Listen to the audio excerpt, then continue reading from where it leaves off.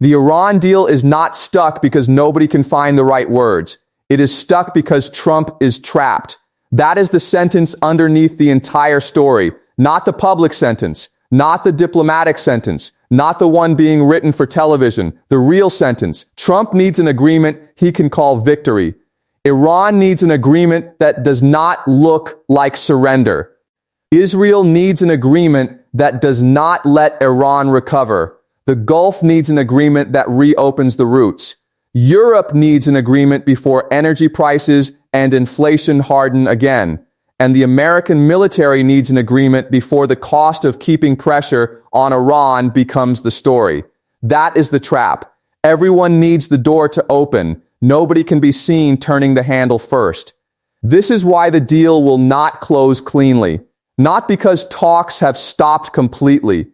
Not because nobody understands the terms. Not because diplomats forgot how to negotiate.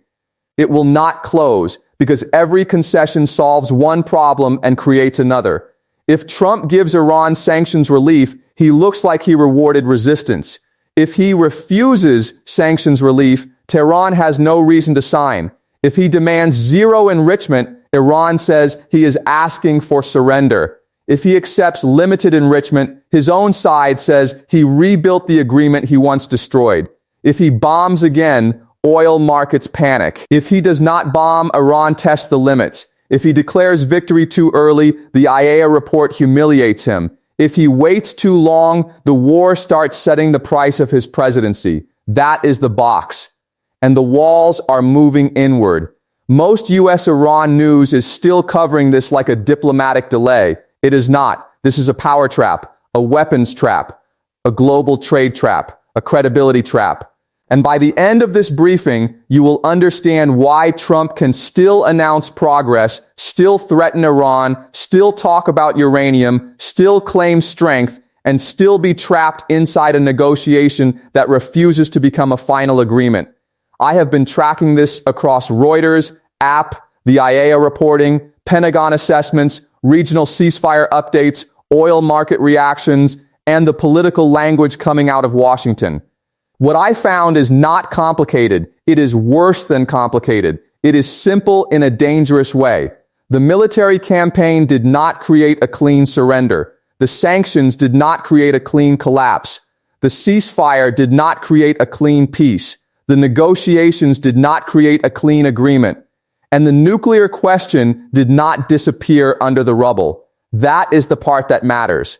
Because the public was told a story. Iran was struck. Iran was weakened. Iran would eventually need a deal. Trump would negotiate from strength. The region would cool. The nuclear problem would be boxed in. The oil route would reopen. And then the president would stand in front of the cameras and say he forced Iran to bend. But the latest facts do not fit that story. Reuters reported that the IAEA's first report since February showed little change in Iran's nuclear activities despite the campaign meant to stop them. AP reported that inspectors still cannot verify Iran's stockpile, composition, or location of enriched uranium. And Reuters reported Trump saying the United States does not need a formal agreement to get Iran's enriched uranium, because in his words, America could get it right now. That sounds strong. It is designed to sound strong. But listen carefully. When a president says he does not need a deal while his administration is still negotiating one, that is not confidence. That is pressure leaking through the language. That is a man trying to avoid admitting what the table has already revealed. He needs something. Not because Iran is stronger than America. It is not.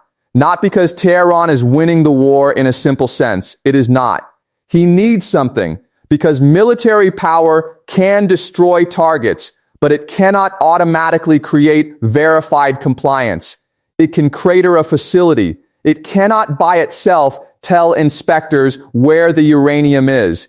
It can hit command nodes. It cannot by itself create a signed framework. It can blockade ports. It cannot by itself give oil markets permanent certainty. It can punish. It cannot close. That is the difference. And that difference is why Trump is trapped. Before I get to what this means for you, I want you to hold one number in your mind. Half, I will come back to it. Not as a military statistic, as a warning. Half, hold that number.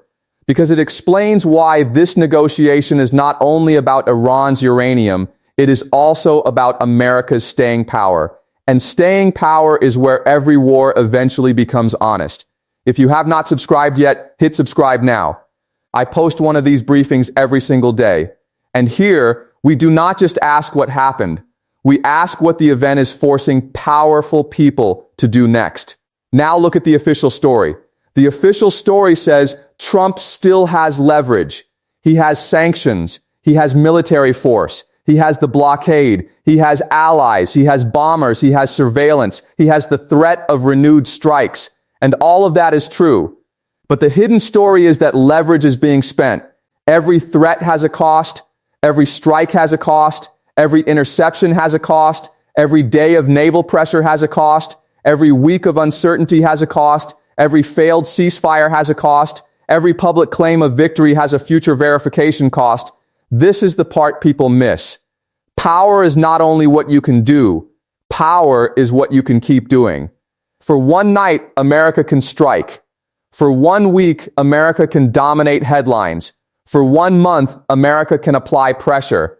But a war of pressure becomes a war of inventories, missiles, interceptors, spare parts, aircraft readiness, naval deployments, fuel, intelligence assets, diplomatic bandwidth, political patience, industrial capacity.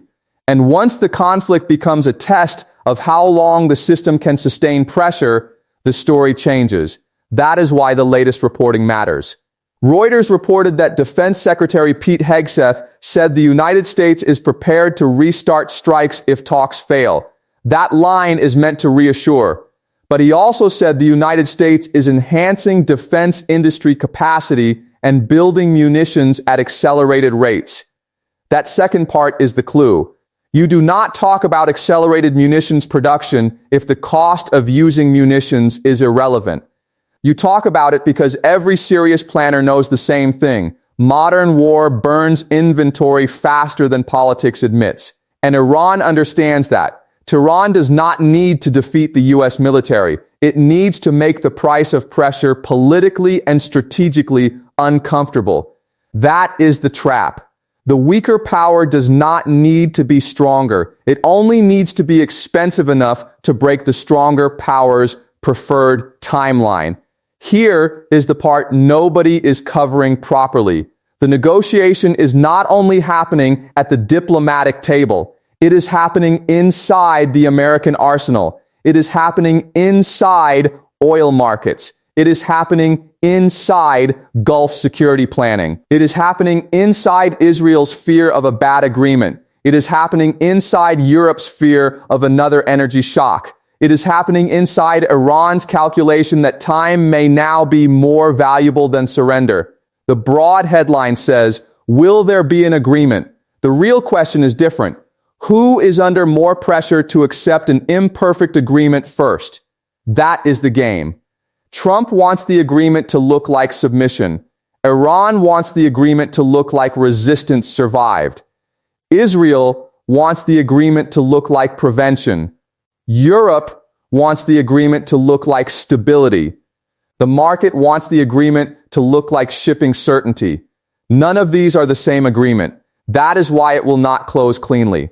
When one actor says deal, he means verification.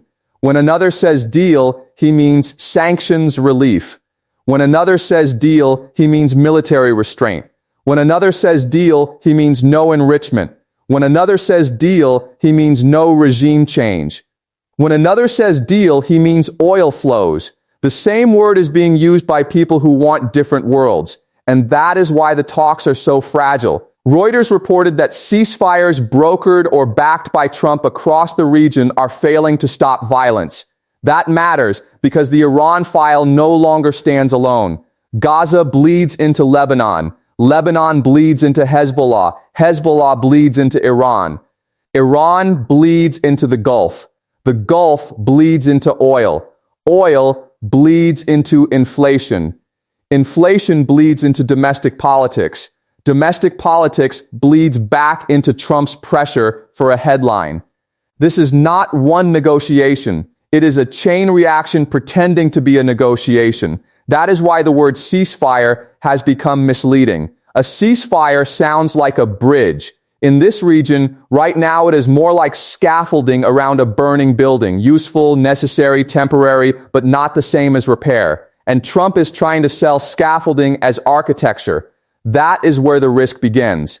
Wait, stop. Before I go further, you need to understand the real trap. Trump does not need Iran to lose. He needs Iran to lose in a way that can be verified, televised, and sold as permanent. That is almost impossible, because Iran's most valuable assets are not all visible. The question is not only what was bombed, the question is what remains unknown.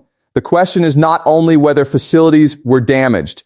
The question is where the enriched uranium is. The question is not only whether Iran is weaker, the question is whether inspectors can prove Iran is boxed in. Reuters reported the IAEA still has serious concerns because it cannot track the status and location of Iran's low and highly enriched uranium. AP reported that Iran's declared stockpile of uranium enriched up to 60% could theoretically fuel multiple nuclear bombs, while also making clear there is no evidence Iran has decided to build a weapon. That distinction matters.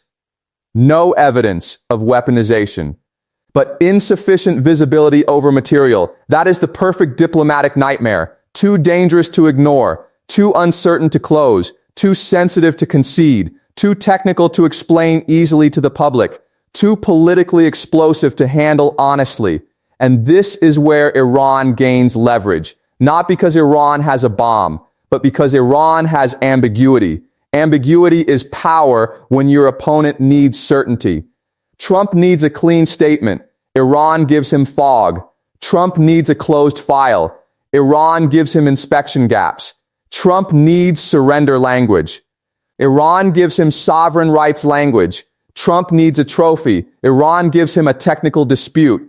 That is how a weaker state survives a stronger state's pressure, not by defeating it directly, by denying it the clean ending it needs. There is one move nobody has made yet, and whoever makes it first controls the next phase. I will tell you exactly what it is before this briefing ends. But first, follow the money. Because the money reveals why this agreement is harder than the headlines suggest. A clean agreement would lower risk. It would calm oil. It would give Gulf markets breathing room. It would allow Europe to hope that another inflation wave can be avoided. It would let Trump claim that force-created diplomacy. It would let Iran sell survival as victory. But a bad agreement does the opposite. A weak agreement tells Israel that Washington accepted danger. A humiliating agreement tells Iran's hardliners that the government surrendered. A vague agreement tells markets that the next shock is only delayed. A limited agreement tells inspectors that they still do not have enough access. A temporary agreement tells everyone that war has only been postponed. This is why every draft matters, not because diplomats love commas, because every word carries political explosives.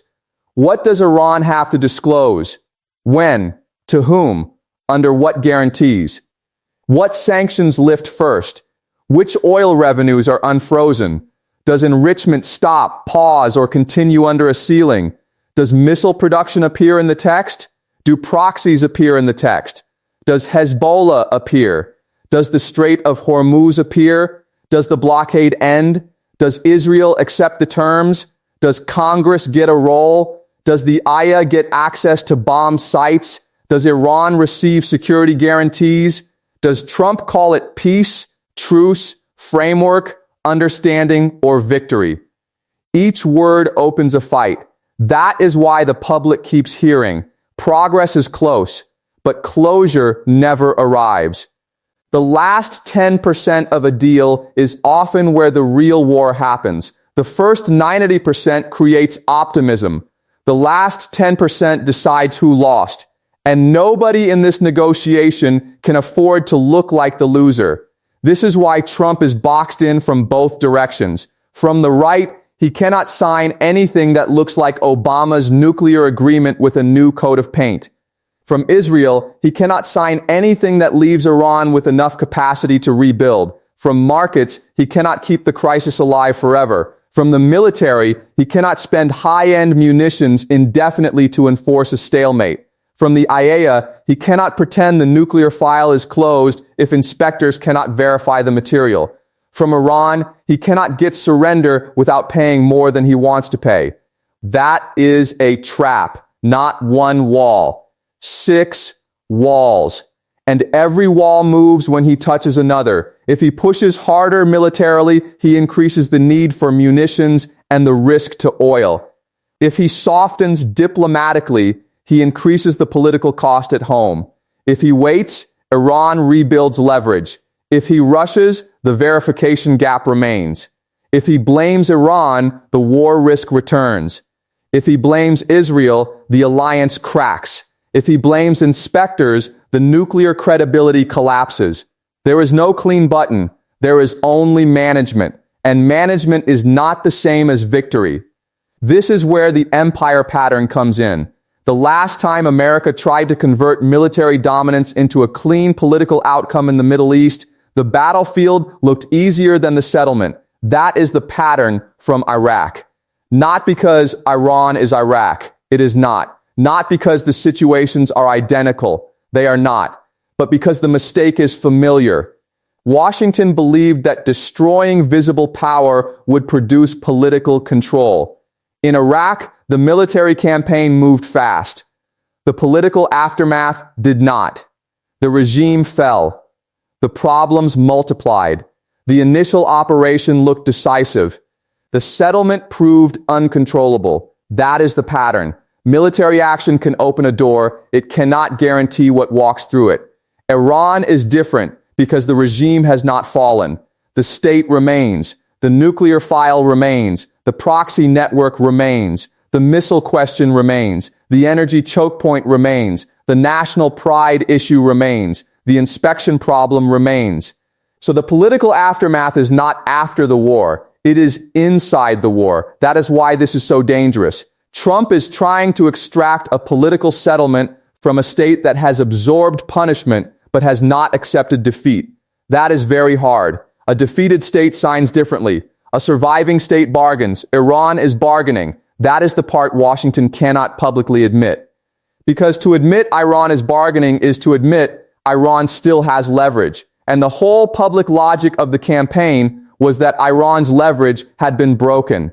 But if Iran's leverage had been broken, the agreement would already be closed. If Iran's leverage had been broken, inspectors would already have access. If Iran's leverage had been broken, Hormuz would no longer be a bargaining chip. If Iran's leverage had been broken, Trump would not need to talk about what America could get right now. If Iran's leverage had been broken, the deal would not be a trap. This is why the phrase Iran peace deal is almost too clean for what is happening. A peace deal suggests two sides have decided the war costs too much and the settlement is clear enough to sign. That is not what this is. This is a pressure bargain, a temporary architecture around unresolved violence, a negotiation where each side wants the benefits of calm without paying the full price of trust. And trust is the missing material. There is not enough trust for a final agreement. There is not enough military advantage for a clean surrender. There is not enough economic room for endless escalation. There is not enough inspection access for nuclear closure. There is not enough political courage for honest compromise. That is why the agreement refuses to close. Not because nobody can write it. Because every version exposes the trap. Let me stop the analysis for a moment and speak to you directly as someone who pays bills, has savings, lives in this economy, or wonders why a war in the Gulf keeps showing up in prices at home. That number I told you to hold earlier, half, here it is. The Washington Post reported, based on Pentagon assessments, that the United States fired more than 200 THAAD interceptors during the Iran conflict, roughly half of its inventory. Half. That is not just a weapons statistic. That is the hidden cost of keeping the system stable. Every interceptor fired over the Middle East is an interceptor not sitting quietly in reserve for the next crisis. Every expensive missile used to stop a cheaper drone or ballistic threat raises the same strategic question. How long can the richest military system on Earth keep paying premium prices to manage instability? That question affects you because the answer becomes budgets. Defense budgets, energy security budgets, industrial capacity budgets, NATO burden sharing budgets, missile production budgets, borrowing, taxes, inflation pressure, and political choices. This is the personal impact. Not tomorrow morning in one dramatic bill, but slowly through the price of security. When oil is unstable, you pay. When shipping is insecure, you pay. When defense spending rises, you pay. When inflation stays sticky, you pay. When central banks delay cuts because energy risk remains alive, you pay. When the United States demands allies carry more of the load, Europe pays. When Europe pays, households eventually feel it. That is how foreign policy becomes domestic life. A missile leaves a launcher. A stockpile falls. A factory gets an order. A government signs a contract. A budget expands. A tax decision changes. A mortgage forecast shifts. A household feels the edge. This is why the trap matters beyond Washington. If Trump signs a weak agreement, the region may not stabilize. If he refuses to sign, the pressure continues. If he bombs again, inventories burn faster. If he waits, the uncertainty becomes economic weather. The conflict turns into a background tax, not passed in Parliament, not voted through Congress, not printed on your bill, but paid through energy, defense, insurance, interest rates, and strategic anxiety. That is the part most channels miss. They cover the drama. They do not follow the mechanism. The mechanism is simple. War risk enters oil. Oil enters inflation. Inflation enters rates. Rates enter mortgages. Military strain enters budgets. Budgets enter politics. Politics enters the next negotiation. And the loop continues. This is why the viewer needs to watch three things. Not the loudest quote. Not the angriest post. Not the biggest threat. Watch the IAEA access question. Watch the interceptor and munitions production language. Watch oil and shipping insurance around the Gulf. Those three signals tell you whether the agreement is becoming real. If inspectors get access, the nuclear file begins to close.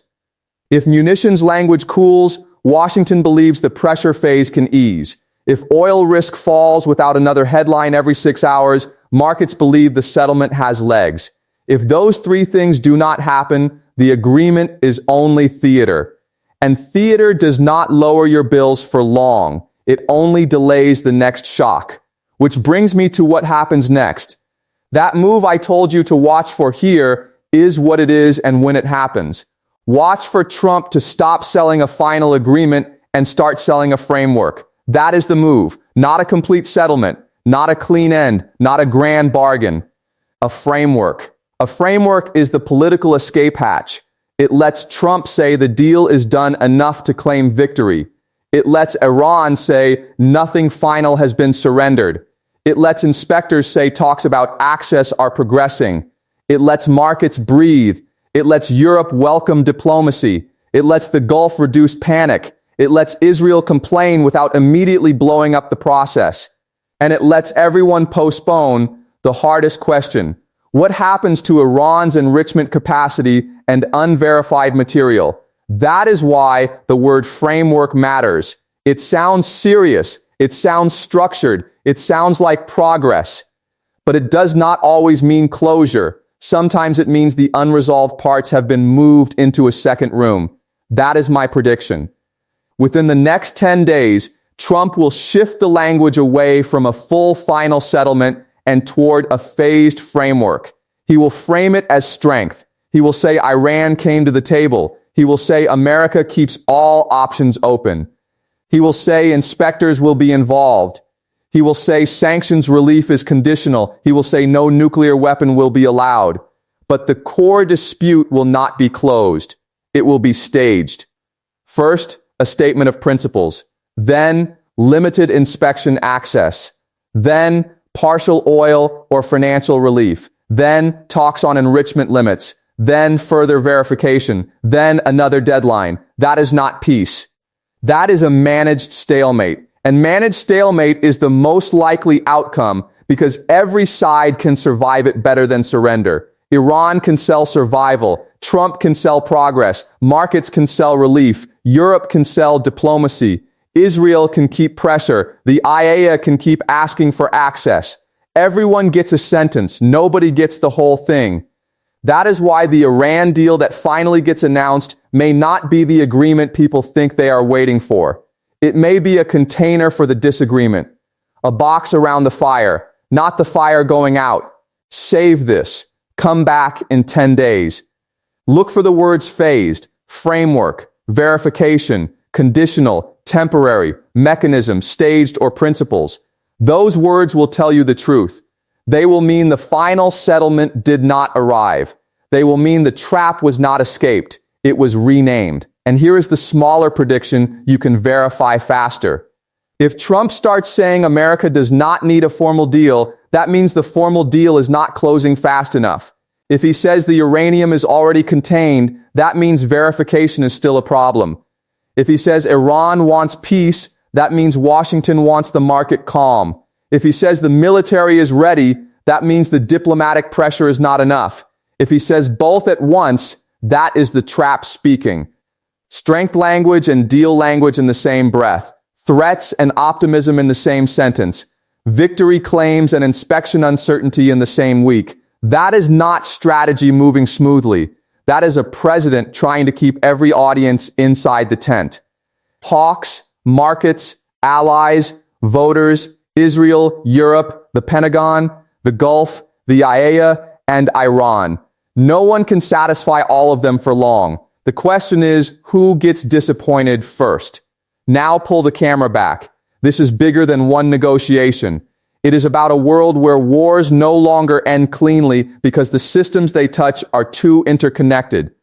A nuclear file becomes an oil file. An oil file becomes an inflation file. An inflation file becomes a domestic politics file. A domestic politics file becomes a military credibility file. A military credibility file becomes an alliance file. An alliance file becomes a global order file. And then everyone wonders why the agreement is hard. It is hard because it is carrying too much weight. Trump is not negotiating only with Iran. He is negotiating with oil markets, with weapons inventories, with the IAEA, with Israel, with Gulf states, with Europe, with Congress, with his own public image, with the memory of the agreement he abandoned years ago, with the reality that force did not produce the clean ending he wanted. That is a crowded table, and crowded tables do not close easily. This is why the situation feels stuck even when every headline says progress. Progress can be real and insufficient at the same time. That is the paradox. A phone call can happen, a draft can improve, a mediator can shuttle, a minister can sound hopeful, a market can rally, a president can hint at a breakthrough, and the core trap can remain untouched. Because the core trap is not whether people are talking, it is whether any side can accept the political meaning of the agreement. For Trump, the meaning must be dominance. For Iran, the meaning must be survival with dignity. For Israel, the meaning must be prevention. For Europe, the meaning must be stability. For markets, the meaning must be predictability. For inspectors, the meaning must be access. Those meanings collide. And when meanings collide, words become weapons. That is why the next statement matters. Do not only read whether it says progress. Read what kind of progress. If it says framework, they have postponed the fight. If it says final, ask where the verification is. If it says conditional, ask who decides the conditions. If it says temporary, ask what happens when the clock runs out. If it says historic, ask who paid. That is how you read diplomacy in a crisis. Not by the adjective, by the mechanism. Drop your prediction in the comments. Does Trump announce A real agreement or a framework dressed as victory? Does Iran give inspection access or only promise future cooperation? Does oil calm or does the market see through the language? I read every comment, and if you are right, I will say so in the next briefing. Because this is exactly the kind of moment where public predictions matter. Not emotional shouting, not slogans, a clear timeline, a clear mechanism, a clear test. If you want to understand why this keeps almost ending but never does, watch the next briefing after this. It connects directly to what I just showed you. Because this story is not about whether Trump can make a phone call. It is about whether a war can be converted into a document before the costs of the war consume the politics of the document. That is the real deadline, not the date on the calendar, the cost curve. How long can military pressure continue before inventories become the story? How long can sanctions continue before Iran decides resistance is cheaper than compromise? How long can oil stay uncertain before markets punish everyone? How long can inspectors be kept out before the nuclear file becomes impossible to sell? How long can Trump say victory before the evidence demands something more precise? That is the clock. And it is already moving. The haunting part is this. Trump may still get his announcement. He may still get the handshake. He may still get the headline.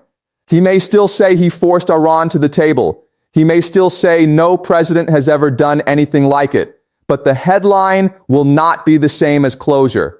The handshake will not be the same as verification. The framework will not be the same as peace. The pause will not be the same as settlement. And the absence of explosions will not be the same as the end of the war. That is what viewers must understand. The world is full of agreements that are really just ceasefires written in better language. And this may become one of them.